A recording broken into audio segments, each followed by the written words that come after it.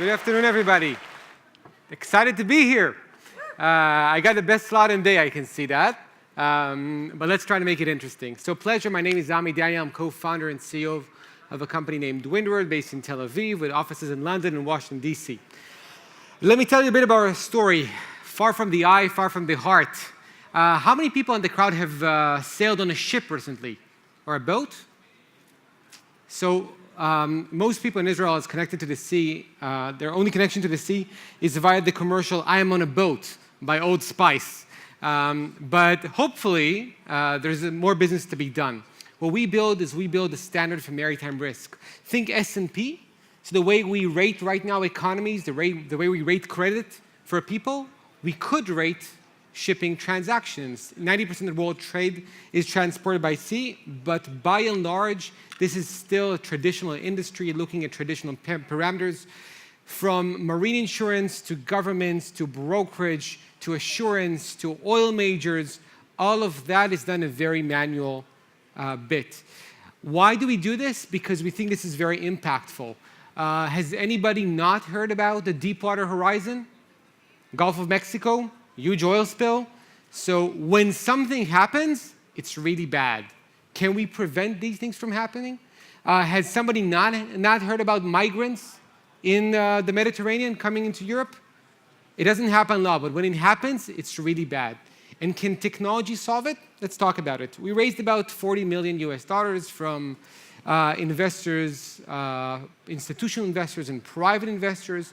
Our thesis about equity, that it's not just about money, it's about expertise, it's about brand, it's about network, it's about understanding, it's about accelerating business processes, and we've tried to build our backing in this way. Our key technological value add and IP is a data platform that crunches the world's global maritime data, about 200 million data points daily, ships transmissions, which were science fiction 10 years ago, nautical charts, weather data on a global scale at any point at sea, live daily imagery of ports that's already available in the last couple of years. There will be new satellites up in the sky next couple of months, picking up RF transmissions from vessels, radars, and communications. All of that is coming online, is online. So we've built a data platform to take all of that, clean it, crunch it, and using a series of different machine learning algorithms, clean it and create what's called vessels activities. An activity is a vessel has called a port once. A vessel has done a ship-to-ship transfer once. On top of that, what we call aggregated features. This vessel has done 10 port calls at night last year. And on top of that, machine learning algorithms. A lot of people talk about machine learning in AI, and I think one of the challenges is what's the value to the clients. I've been asked many times by prospects, for instance, in Lloyd's of London, in the marine insurance space. I've spoken about machine learning and AI and how we can predict the future. And then there's about a minute of silence. And the gentleman in front of me, he's usually a gentleman, he's usually 55 years old and usually wears a dark suit, looks at me and says, "Sir, you are the guy who's going to make me lose my job." So in working with traditional clients, we had the benefit of partnering with very, let's call it world-leading agencies in the government space, like the DEA or Frontex or the UN Security Council. And I want to walk you through and hopefully spark your imagination with a bit of what's possible to do. So the devil finds work for idle ships. This is a concept we had a few years back, and we've tried to back that with data. So now we can specifically tell and explain that there's a correlation between vessels' behaviors and how they're operated and how probable are they to do something bad. Or in this example, vessels that spend less time in ports are twice as likely to be involved in smuggling. There is a very direct connection between the economic utilization of a vessel and if it's doing bad things. We've posted a blog post, which I encourage you to read on our website, on the recent migrant event called the El Hiblu 1 off Malta, and the story behind it. There are a few very interesting questions that come up about why that vessel, and was that an immigrant, really full of immigrants, or is there something else behind it? North Korea has been a lot in the news recently. North Korea and Venezuela. This is from the UN Security Council report, where it uses our technology to map how North Korea is doing what they call an unprecedented amount of sanctions circumvention using the seas, ship-to-ship transfers, importing of oil. We hear about this every day. Technology can change that. When working with underwriters, so marine insurance is the oldest line of business in the commercial insurance globally. It was built, some people say, the Brits say, it was built 332 years ago.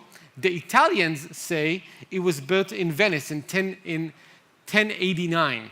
I'm not sure who's correct, but both of them are really old.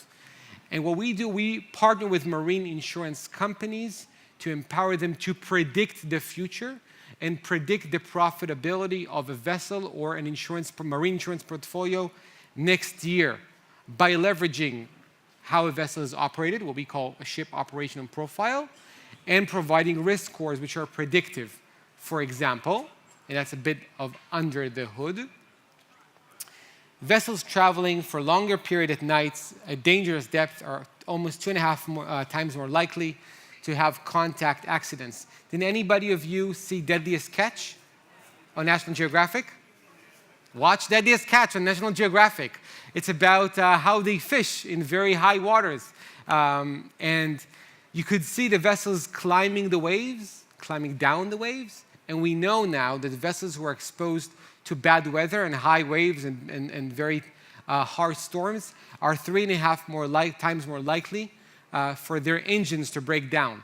So it's just like driving a car. If you drive your car hard, your engine can break down faster. So this is a bit about what we can do with technology, and I want to take a step back and talk about a term called vertical AI. So there's a fund in Silicon Valley that defined vertical AI, I think it's a data collective originally, as the opposite of general purpose AI. So companies like DeepMind do general purpose AI, which is supposed to be able to solve all the problems globally. We're exactly the opposite. We're looking specifically at a vertical called marine and fusing data and domain expertise with data science to create differentiated algorithms and predictive capabilities. So from governments to insurance companies to banks to oil to trading, these are all the same vertical called maritime, which are all centered around that vessel. And that's how we systematically think we can build an advantage in this space. Because we are active in a space that is a bit developing still, 3% of global shipping companies have a CTO. I said 3%. So about 1.5 years ago, I went to visit in Belgium a shipping company, and I met their CTO. And I sit down and I prepare this whole pitch about machine learning and predicting the future and how we can operate their vessels in this demonstration. And then he sits down and he says, I have only one question. Can you help me reduce the amount of barnacles under my vessel? So barnacles are like small snails who stick to the bottom of the vessel. And I said, well, I'm here to talk about AI. Are we talking about barnacles or types of snails? And he said, yes, for me, that is technology. So when you're working in a traditional space where I guess 95% of the people on this stage today said the word AI, I guess, sometimes you need to talk a bit about it and help education to accelerate market adoption. We're holding this event called See the Future on May 22nd in London. The website is seethefutureconference.com, and it's supposed to present the premier speakers and thought leaders in the combination between technology and maritime, and what could that do to that space. Because we think it's an evolving space, it's growing really quickly, and we're trying to set ourselves apart by leading the pack and asking the question, what will happen 5 to 20 years? So what's the trends, technologies, the use cases? How can people make more money and save more money by using technology? Circling back to the beginning of the conversation, 90% of the world's trade is transported by sea, but sometimes we just don't see it. When something happens, it's really bad. By building a vertical AI company that fuses maritime expertise and data science, we believe we can build a differentiated offering. We are also donors of Tmura, and we've signed ESOP, and I think it's an amazing initiative, and we're very, very cheerfully supporting for them. Thank you very, very much. Have a great day.